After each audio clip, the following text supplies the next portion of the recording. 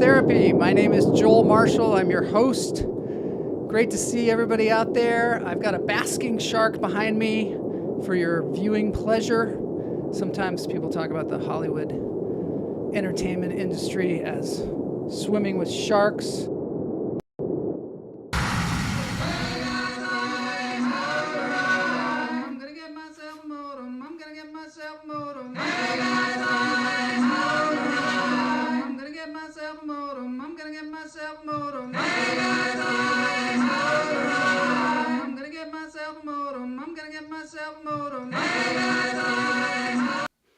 All right, so tonight I wanted to just mention this, going to be at the Improv, just seeing a show, relaxing, knocking back some refreshing beverages. This is Kita's show. He's been on the show, Kita Mascaro, and it's going to be a hilarious show, I'm sure. So if anybody wants to join us there, get on over there. Today is Interview Friday. I see Mike Perkins is here. Hoy! Claster fan, the worlds are colliding. I've watched a number of Michael Jamin's videos recently, regularly. Yeah, he's like amazing. So that's our guest today, Michael Jamin. He is a screenwriter, an author of this book that just came out called A Paper Orchestra.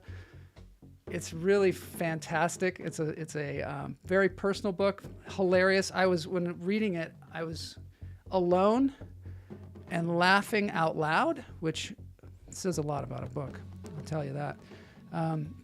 Mike Knox, thanks to Mike Knox, too, for getting us this great guest today, for recommending Michael Jamin. I'm just really excited for that. Mama J is here. Mama J trusting.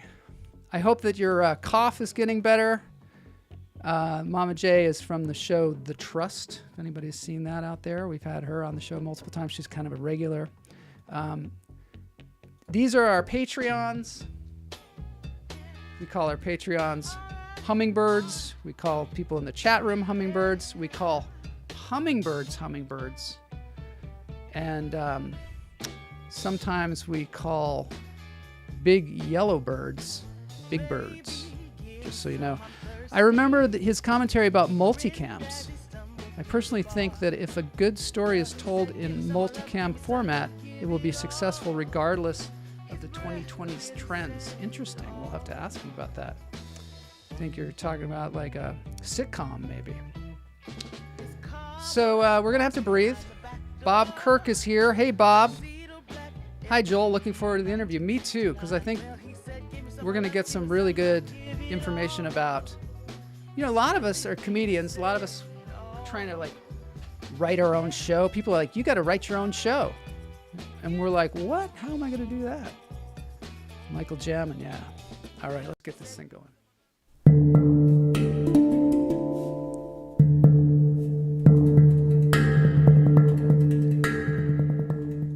Okay, on this show, we always take 3 deep breaths at the top of the show. I'll do that. Yep. This is for Michael. He's going to do that. He's going to do this. He's going to do it. All right, let's do it. So in through the nose, out through the toes is how we do it on this show. So breath comes in, hold it, let it go. Did that help? Does it help, Michael? It's making it worse. It is? Okay. I'm kidding. All right, let's do it one more time then. Yeah. In through the nose, out through the toes. Hold it. Let it go.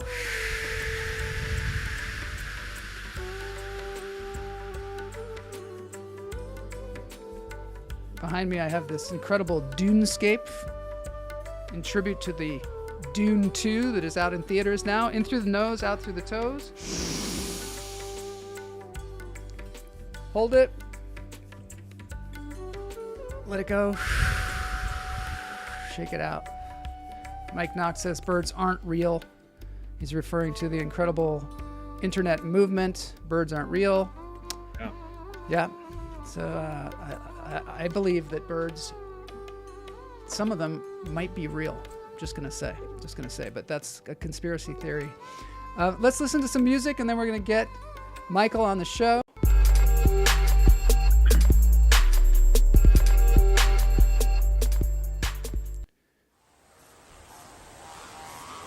So this is Aki Ra Sunrise. I've had him on the show before. Interesting instrument that he's playing. I don't know what that is, but it's cool. Super cool.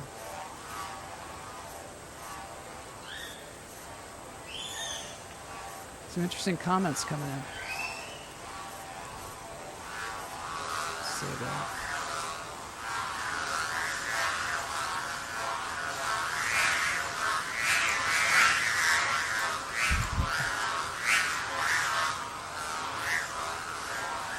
I find this relaxing, although it sounds a little like bees.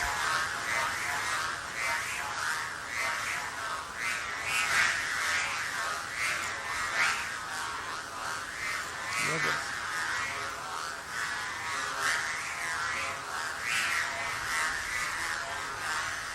Seems like a weapon and an instrument. Yeah, it does.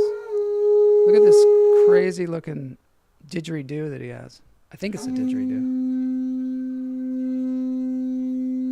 It's marvelous.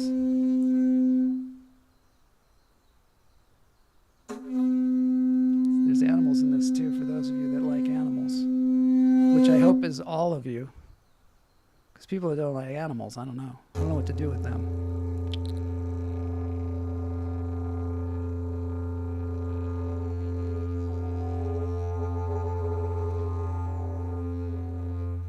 That's great. So, Michael, is this helping you at all? You know, you guys playing the bomb. That's what I like. You know, one of the stories in my book is about kind of this stuff. Oh, cool. I went to Master Huang's, and I went to a healer in LA. Oh my God. And it was about experiencing all this kind of stuff for the first time. I want to hear more about that for sure. Imagine this guy working out his music at local dive bars too. Perk. So cool that the animals understand he will not hurt them. That's cool. So anyway, go to Aki Ra Sunrise for more of this. Later on, he's up in a tree. I just want to show you this part. Playing this like a harp. I am just fascinated by this guy. He's from Japan. And I don't know. He's definitely marching to the beat of his own harp. I'll tell you that. How did you find him? How did I find him? Just found him on YouTube. You know, what happens is sometimes I find these people on YouTube. I reach out to them and say, you know, I want to feature your music on the show. And just really lucky to have people like that. Mm-hmm. All right, so now I'm going to introduce Michael Jamin here. And he is someone that, like I said, Mike Knox pointed out to me, and I'm just like amazed at all the things that he's doing. Hard to put him in a box, but I'll try. He's been writing for television since 1996, so he's a big television writer. Many credits are shows that you've seen, such as Just Shoot Me, King of the Hill, Beavis and Butthead. Everyone loves that. Wilfred, which I think is kind of a genius show. Out of Practice, Rules of Engagement, Lopez and Tacoma FD. He has also served as showrunner and executive producer on Glenn Martin DDS, Maron, Mark Maron's show, and Rhett and Link's Buddy System, which is, we want to find out more about what a showrunner does and all that. So remind me, chat room. Michael currently lives in Los Angeles, where he continues to work on TV, and he's also the author of this book that I mentioned before, which is called A Paper Orchestra. And I highly recommend this. There's a link in the show notes to get this book. But it's just it's one wonderful thing. And also he has a podcast. And it's called What the Hell is Michael Jamin Talking About? And it's similar to this in that he brings on really great people from the industry, friends of his, and has a little chat. And that's what we're going to do here today on Interview Friday. So I hope you'll join us. Go ahead and share it with some other people too, because I think this is something that everybody can learn from. So here we go.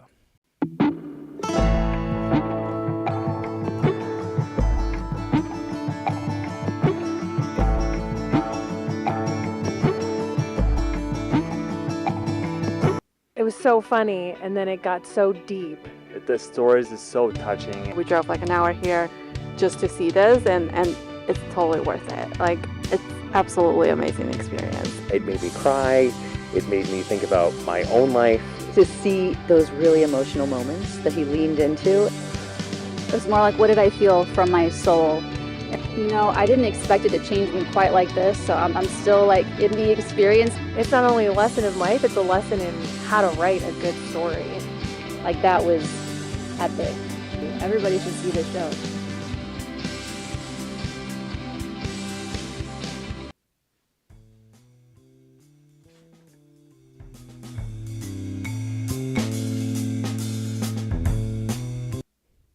All right, Michael. Yeah, so Yes. great to have you on the show. Thank you for having me.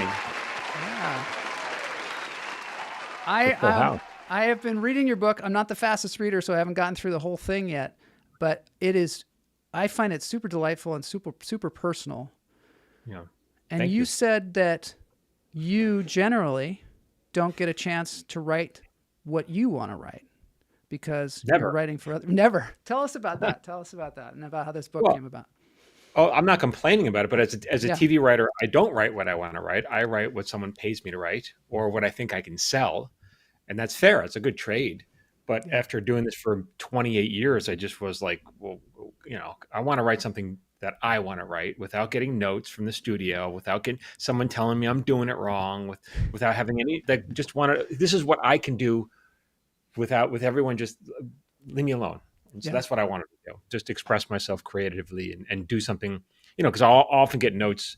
I don't think the audience wants to see this, or, this is too weird. It's just too, let me just do it. Yeah.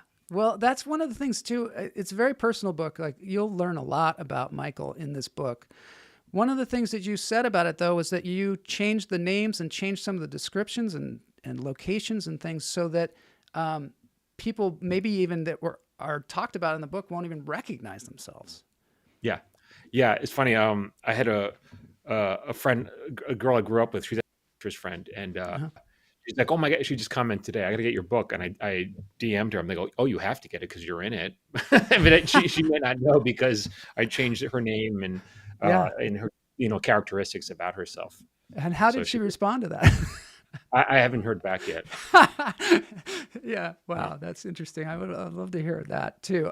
One of the things that we do as comedians too, sometimes often we talk about our lives and talk about people in our lives. I talk about my wife all the time on the stage, and you kind of have to do that because, if you don't get personal, then it's much more difficult to connect with the audience.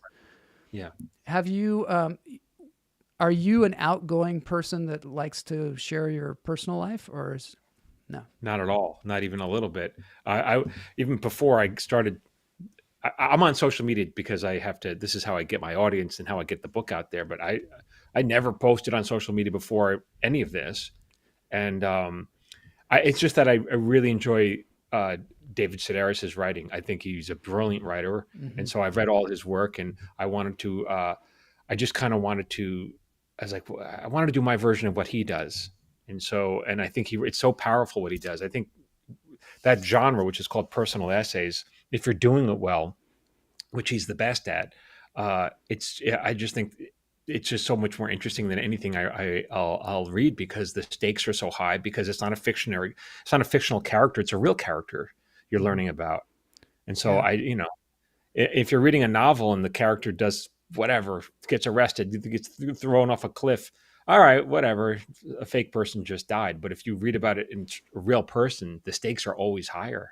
That's what I think too. But you, as a kid, you talked about even like you had a turtle and you identified with the turtle and the way it would like close up in its shell and just hide.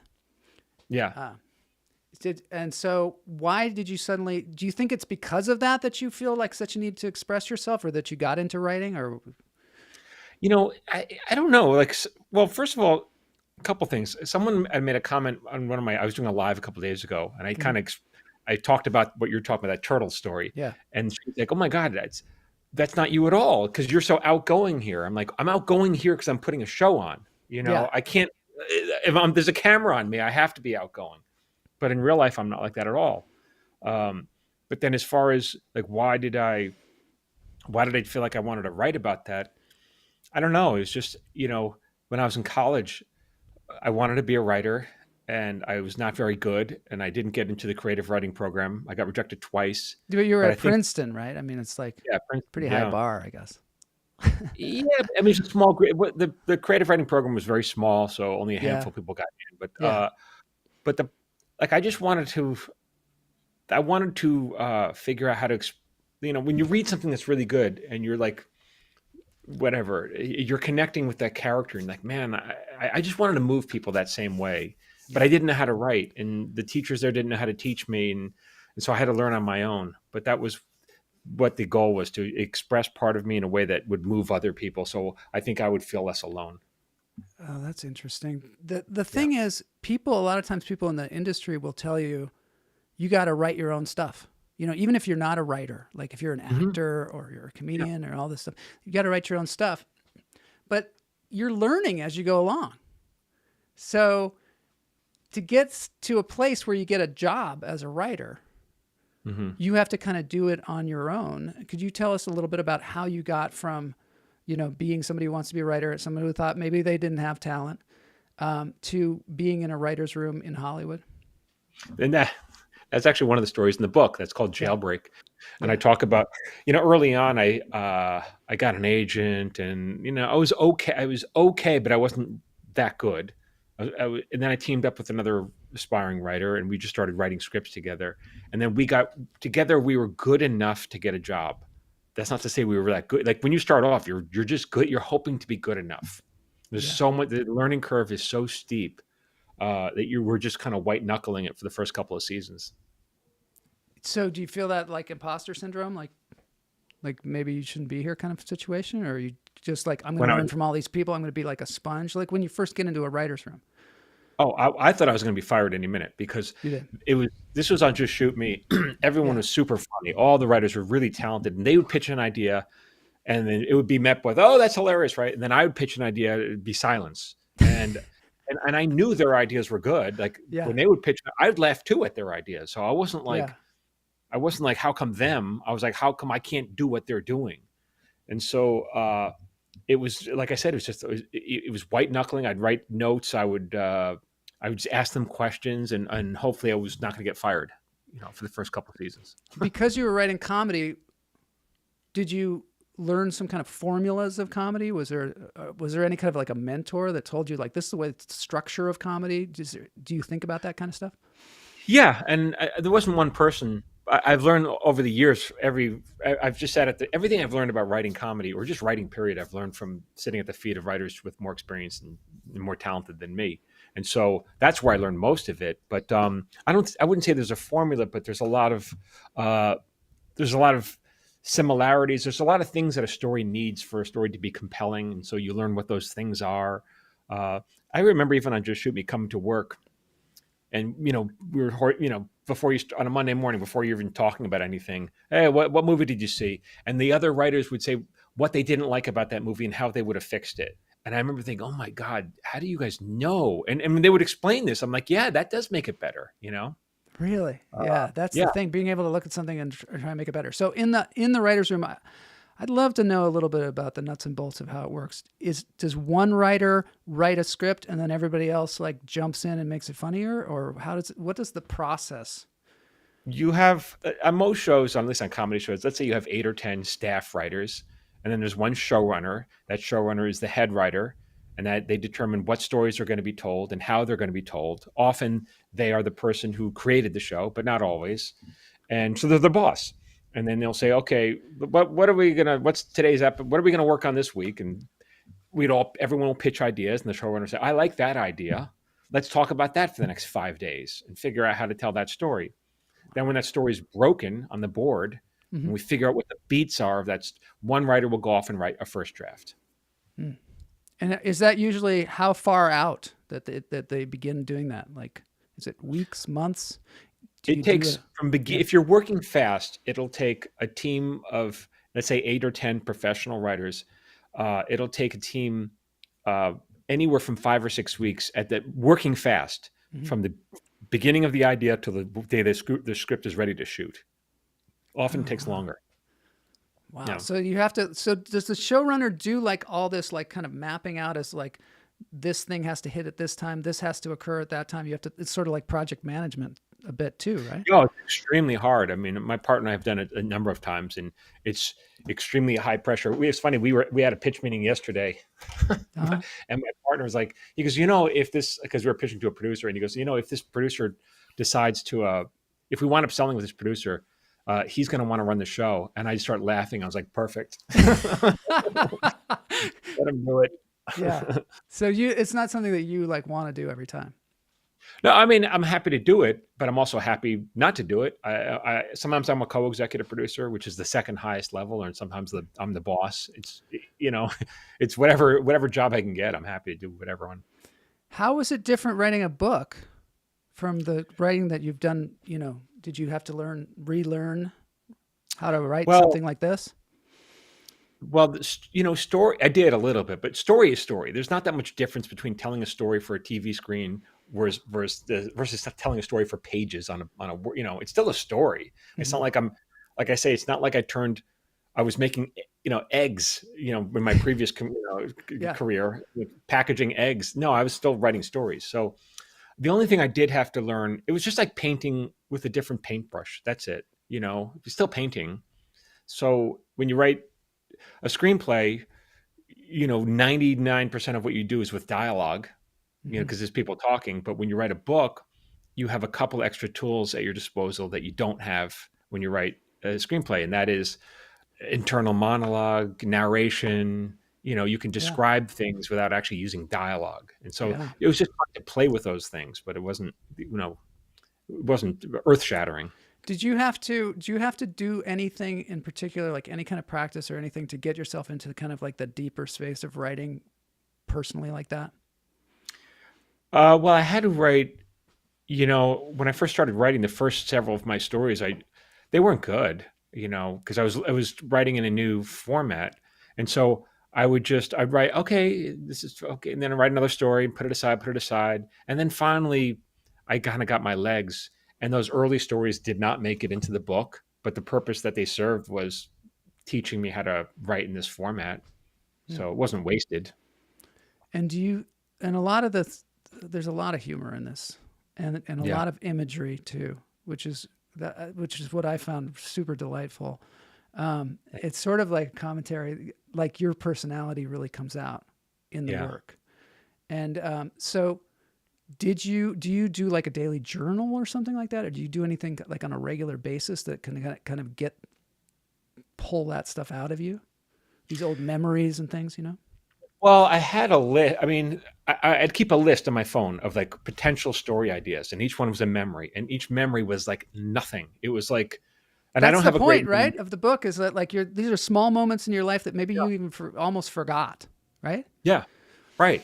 So that's exactly what the point is. So like one of the memories, for example, is when I was in college, I went to my friend and I went to the mall, and there's a hot woman spraying cologne. Yeah. And she sprayed it on me, and I said, like a dumb 19-year-old, I don't smell anything. And then she just kind of looked at me condescendingly, and she's like, well, that means you're not ready for it. That's it. That's all. That's the memory. That's all there was to it. Yeah. And then for years, like when I would jokingly tell that story to people, that 10-second story, I would say, can you believe the nerve of her? How condescending. But then when I was writing the book, I was going through my list of memories, and I was like, okay, what if for all these years I've been mocking this woman, saying she's wrong, but what if she was actually right? What if I wasn't ready for it? Is there a story that I can associate with that memory that would prove that she was right all these years and I was wrong? Yeah. And but that's it. That's all the memory was. And then I linked that to a different memory of a girl I was dating. Of the girl you were dating. And there's like, it is interesting because sometimes the stories, you start reading them, you think it's like about one thing. Like there's that story about the undead Fred. Yeah. And that becomes a very personal story about your relationship with your daughter. And so did those kind of things surprise you, or did it just, you were like, I'm going to take these, like you just said, you put two stories together and then all of a sudden there was some kind of revelation that occurred? Yeah, that's the thing about that story. When you say that, I know you think they're related, but to me those things are related because that story at its core is about judgment. It's about judging people. Mm-hmm. And here I was judging my neighbor, and he judging what kind of weirdo he is, and then at the end it comes back to, well, this is what happens when you judge people, and it's a surprise, in a surprising, unexpected way. But it is, but those two, to me, in my mind, those things are very related. You know. Yeah, that's fascinating.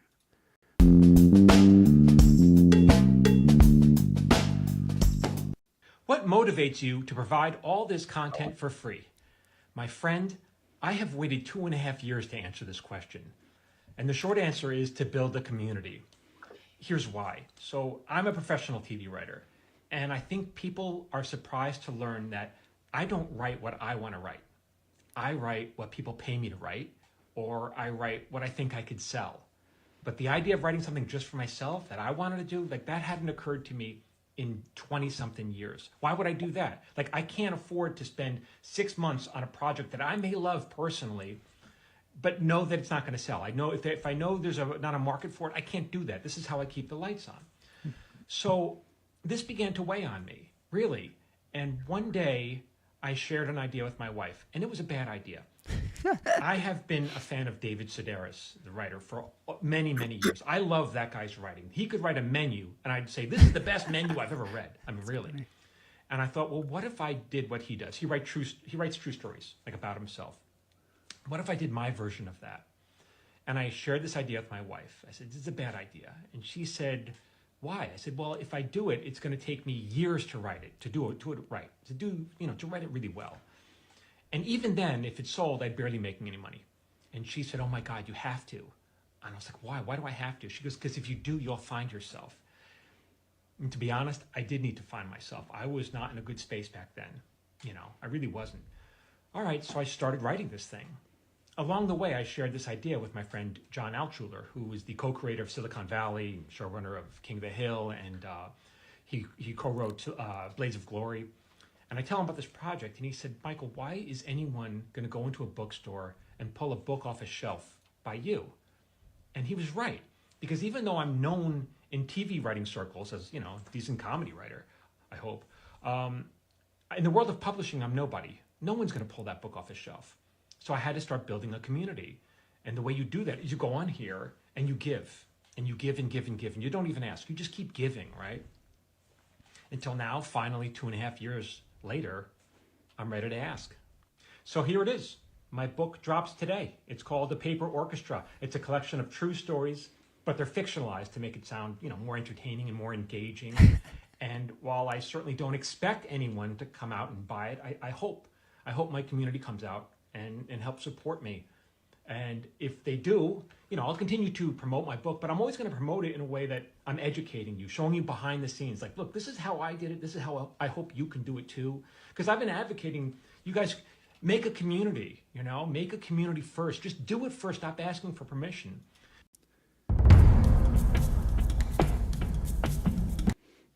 I think that's great what you said there. Oh. And that's why I played the whole much of it. I cut you off a little bit, but the main thing is that I wanted to talk to you about the importance of community and how that has come about. Because one of the things when I hear about writers' rooms and television and stuff is kind of cutthroat. Is it cutthroat? Is it something where there's a community there that you draw from? No, I don't think writers. I would never. I've never been in a writer's room that was cutthroat. I think maybe Hollywood could be, but once you're on staff of a TV show, you're working with other writers, and it's not uncommon to be. Let's say I'm the boss today. It's not uncommon to get on a different show where now that underling is the boss, and now I want a job from him or her. So that's my experience. Yeah. That makes sense. It makes total sense. Yeah. So is there a community of writers that you tap into? Like, do you all commiserate or have some kind of interaction? That's why I thought the during the writer's strike, like we all worked, all 10,000 of us or whatever, walked around, picketing all day. And you could tell it's a community. You're just talking to people. It was us versus them. It's definitely a community. For the book, though, like I'll tap into them if I'm developing a show. Mhm. I just actually called a friend of mine a couple of weeks ago about an idea, and but for the book, I did not want. I needed a lot. I wanted advice, but I did not want to turn to my writer friends about advice on how to write this book. I just felt like I kind of knew what they would say. I kind of felt like I knew. I wanted advice from other artists who were not in this field at all, and so I wound up, YouTubing a lot of musicians. I got a lot of advice from musicians. Really? Yeah, Wow. yeah, I was watching an interview that you had with a manager of musicians, and it was yeah. interesting because things have changed, right? Things have totally changed in this Mhm. industry and about how you go about doing things. Can you speak a little bit to that about how things have evolved or what you think things are happening is in the industry that are totally different from what maybe our Yeah. predecessors had? Yeah, I mean, a lot of people still use these terms like the gatekeepers, the Hollywood gatekeepers, and Yeah. I just feel like, God, are you aware what year it is? I mean, 2024.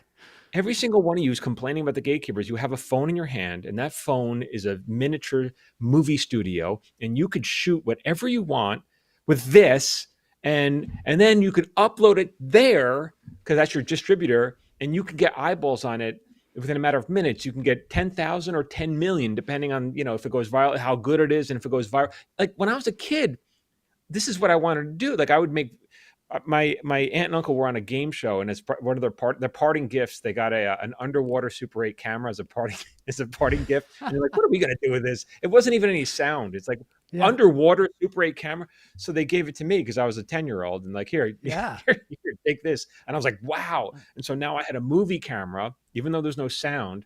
But you can make. So I made a lot of movies, but back then to buy the film, like it was 3 minutes long. A cartridge was 3 minutes long, and it cost about maybe $7. But to develop it, it was $10. So it was $17 all in. For a 10-year-old back in the '80s, like that's a lot of money. Yeah. Yeah. Inflation. And so I made a bunch of movies, but I was always saving up to make these movies. And now you have a thing, and you could do. And who watched those movies? My mom and my dad. That was Right. the extent of who watched anything I made. And so Yeah. now you can do all this on your phone, and people are like, but the gatekeepers, like, what gate? What are you talking There about? is no gatekeeper, right? Yeah. Yeah. I mean, And Hollywood is crumbling, and Hollywood knows this. And so, and Hollywood's like, I can't believe all these people out there, they want to get in, and we see what's going on over here.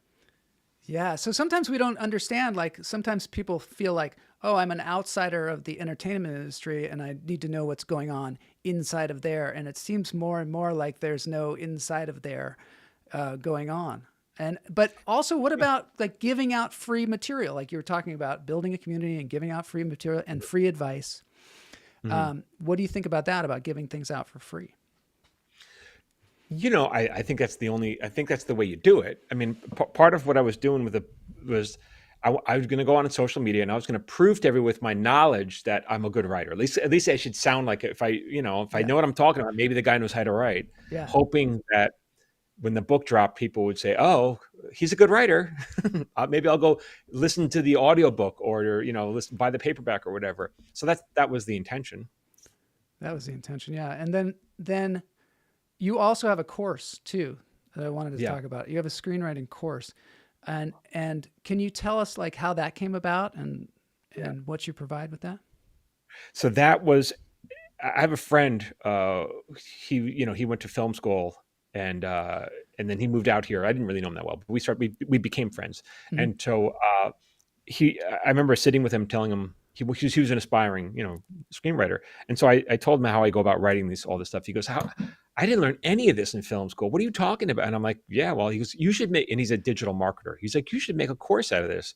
I'm like, "Yeah, I don't know. I'm busy, and I don't know if I want to."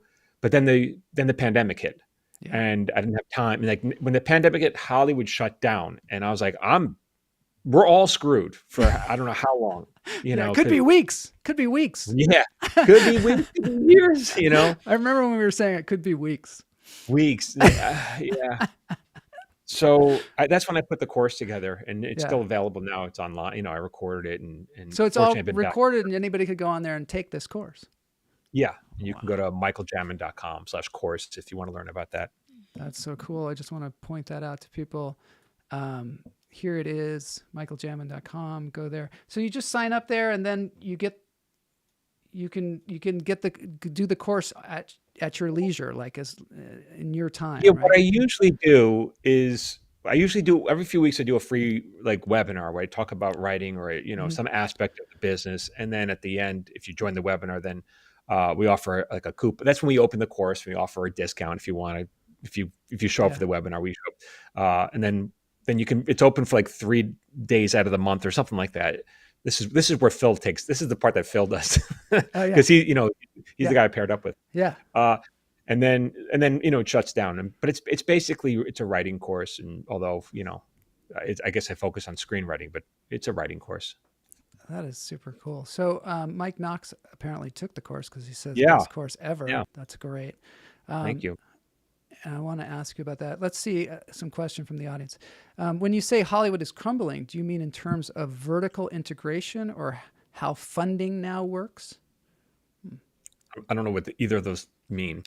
I guess what I mean is it's getting harder and harder for shows to get eyeballs. And by eyeballs, I mean, a lot of kids are just not even watching shows. They're watching TikTok. They're watching whatever. And often when you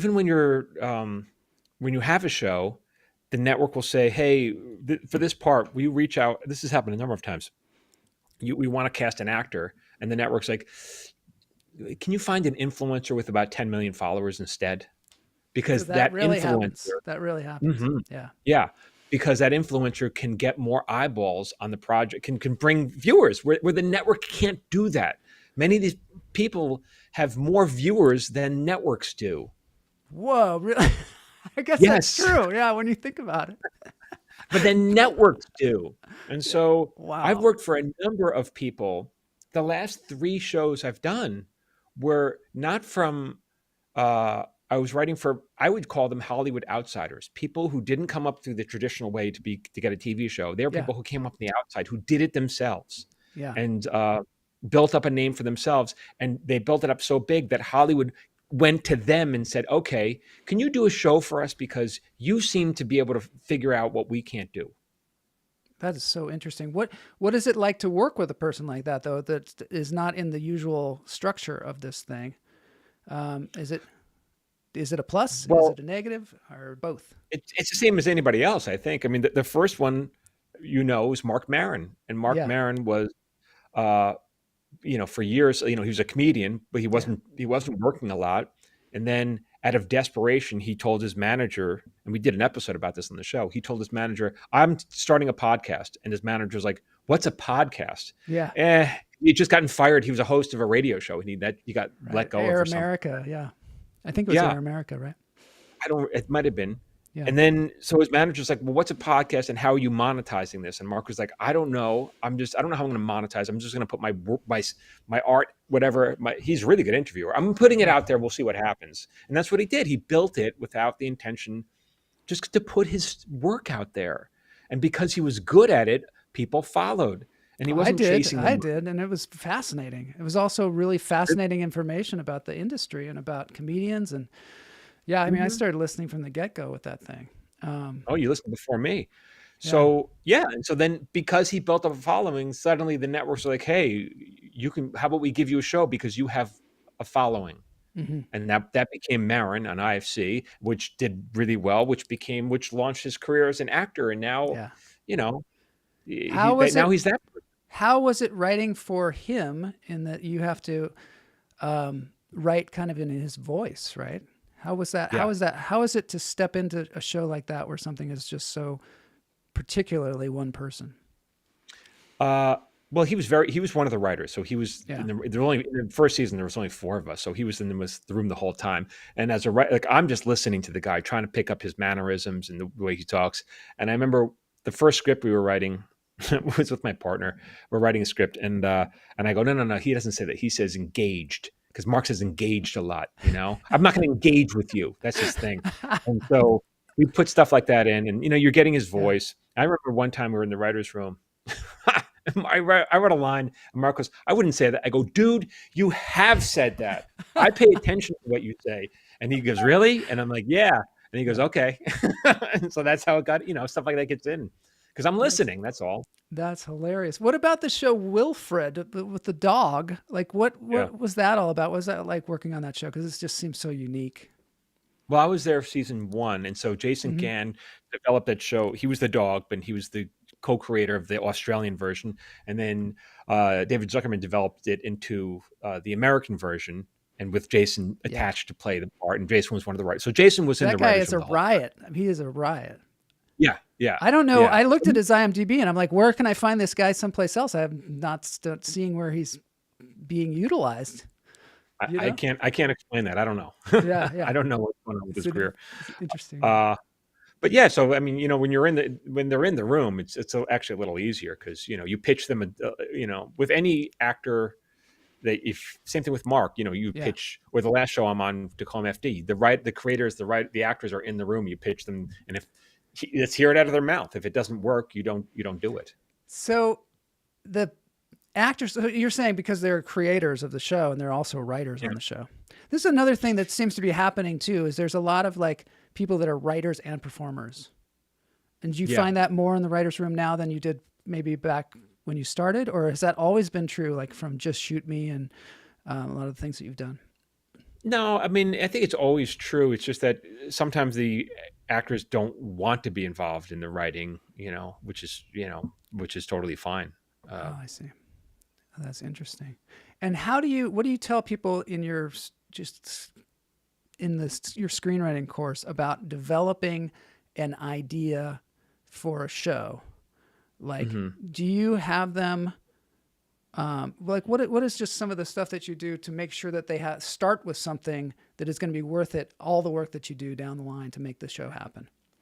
Well, the course really focuses on how to tell a story, how to write a story. And so, but everyone wants to skip that part. I have an idea for a show. How do I sell it? And I'm like, well, the question you should be asking is, how do I write a really good show? Not how do I sell it? How do I write it? And that's not something that's not a 3-day venture. It's learning how to write. Well, that's the thing. It's like people say, like, you want to make it in this industry, write your own show. But that's like, build a house. That's like something you need to know how to do. And also, I find the thing that you said that was so interesting was you said, how do you get involved in being a writer in the industry is you write a show and then you give it to like a friend of a friend of a friend and then have them read it. And if they like it, they're going to show it to one of their friends. And maybe you'll get a job being a writer, not necessarily they'll go, oh, let's make this show. Yeah, no, that's the whole thing. I get this all the time. Everyone wants to say, how do I turn, just a couple of days ago, I got someone reached out to me. I have this idea. I own the IP of this whatever person you've never heard of. How do I think this is a hit. How do I turn it? How do I sell it? Like, okay, this is what you want. You want to turn your idea and sell it into a show. No one gives a shit what you want. No one, not your mother, not your father. Right. They want you to be a doctor. They told you not to be a screenwriter. No one cares what you want. Everyone cares what they want, including me. I care what I want. I don't care what you want. You know what I'm saying? Yeah. And so if you want to work, you have to give people what they want, not what you want. Oh, that's really good. And that's how money changes hands in the world, in any industry. Yeah.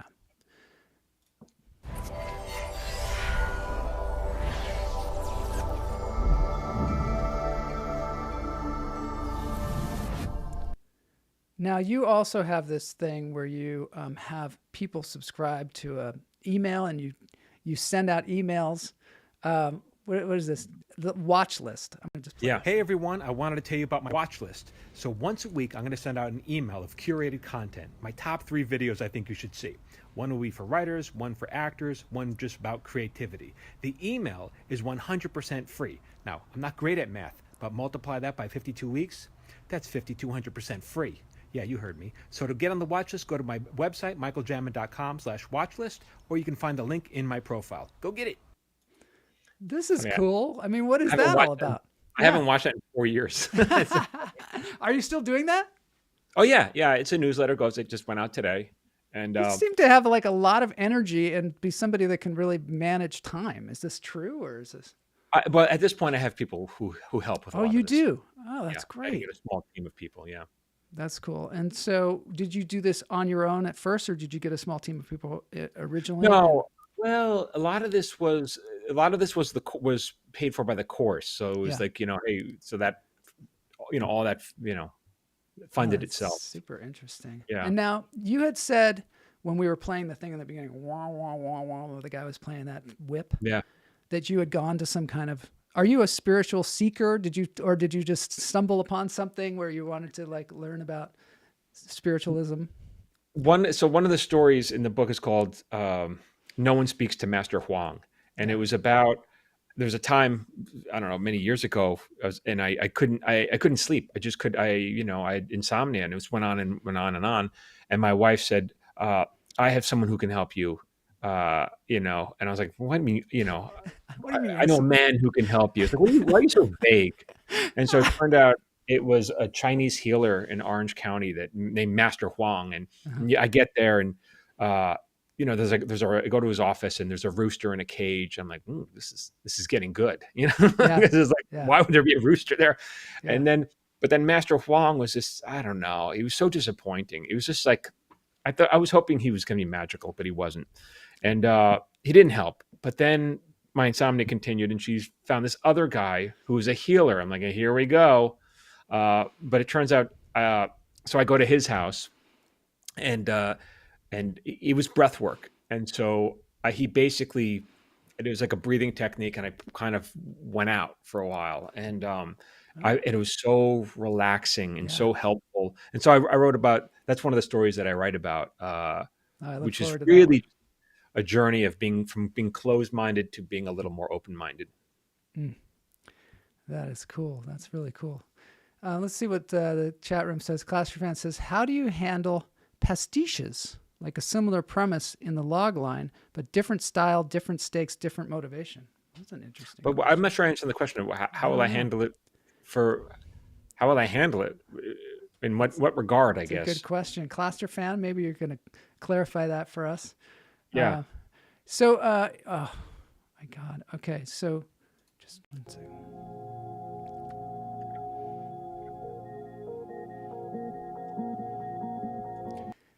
So where do you see, now we're on the road thing here. This is towards the end of the show. I see that you're performing your book in some way. Yeah. Right? I mean, we saw that at the beginning. We saw people that saw you perform it. What is that about? Why is that different than maybe an Audible book? What's the performance like? And where can we see it? So we've been performing it in LA, and then we got a show in Boston in May, and then we're going to try to tour with it a little bit. And so the show is it's kind of a stage reading. It's performative. It's if you again, David Sedaris does something similar. Spalding Gray did or something like that. Yeah. And so the audiobook is a complete performance, and this is just more of like here's the live version. And I perform usually 2 stories, and then afterwards, sell books and sign books and all that stuff. How are you enjoying performing? Because you haven't really been a performer most of your life, right? I mean, I did stand up in college, and I did a little acting in college. This is very different, and it was. I'm still learning it. It's still, even though I direct, it's still, doing it and directing it are 2 very different things, and so it's just It's just more about. I don't know. It's a way of connecting. It's a way of like. Sometimes I ask myself, why am I doing this before every show? Like I'm in my, dressing room. Why am I doing this? Yeah. And I think the answer is because I can. Because you can. Yeah.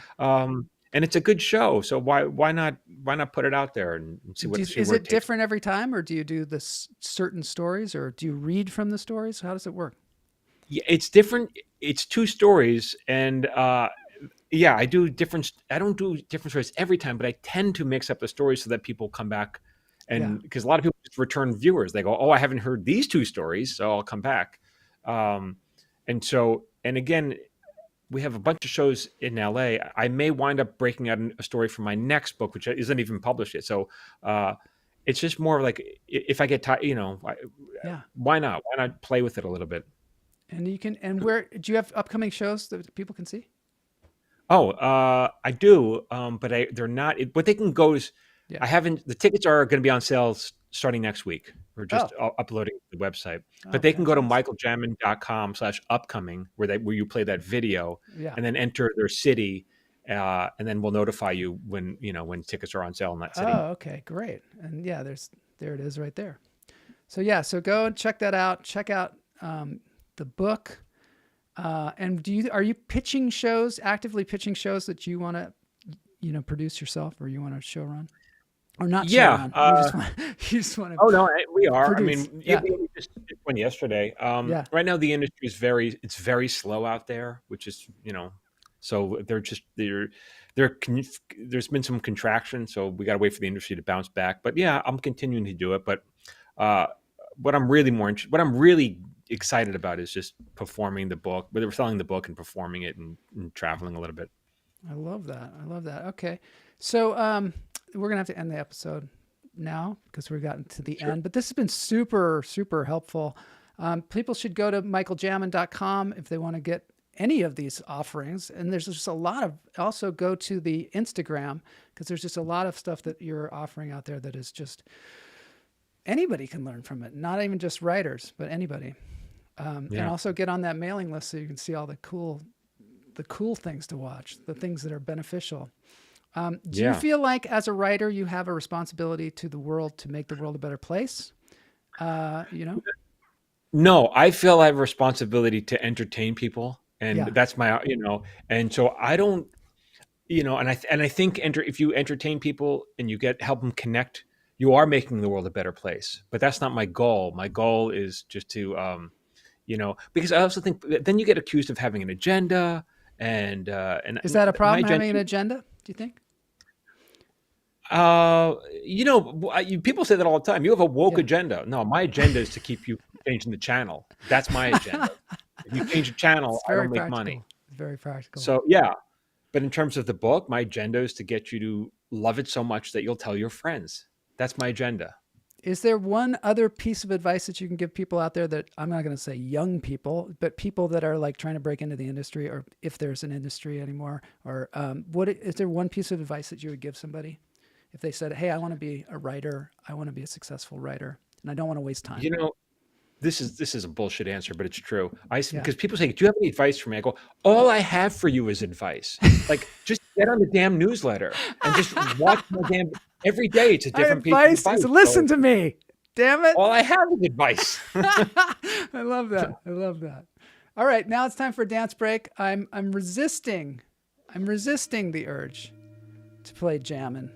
At the end we play, I don't know, it's something I wondered. Do people always go, I'm jamming when they see you? I never heard that before. Really? You haven't? It was like the first thing that came to my mind. Okay, well, I'm going to play that then because I got a great cover song of it. We're just going to enjoy a cover song. I like the bowl you're playing. No, I like your crystal bowl. Is that what I'm listening to? Yeah, that I prefer. Oh, you like that? Yeah. Well, at the end, we try and play some kind of classic tune that is covered by somebody out there on the internet just to kind of feature them. And so today we're going to be featuring this guy playing the Bob Marley song, Jammin'. And thank you so much for being on the show. We really appreciate it. Really nice. Thank you for having me. All right. Yeah.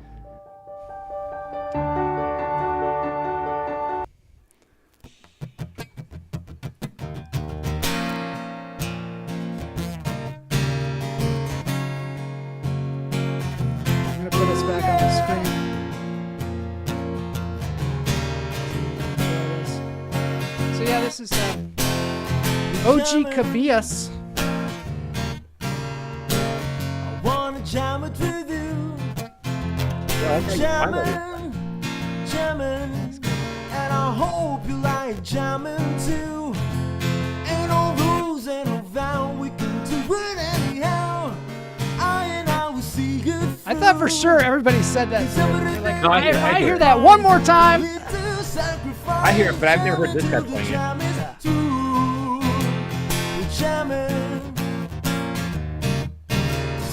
Jamming was the thing of the past, yeah. Jamming, and I hope the jamming's gonna last. All right, so go to his YouTube channel, subscribe. Great cover songs there. Thanks Thanks everybody again for being here. Thank you. And we'll see y'all next week. Jamin.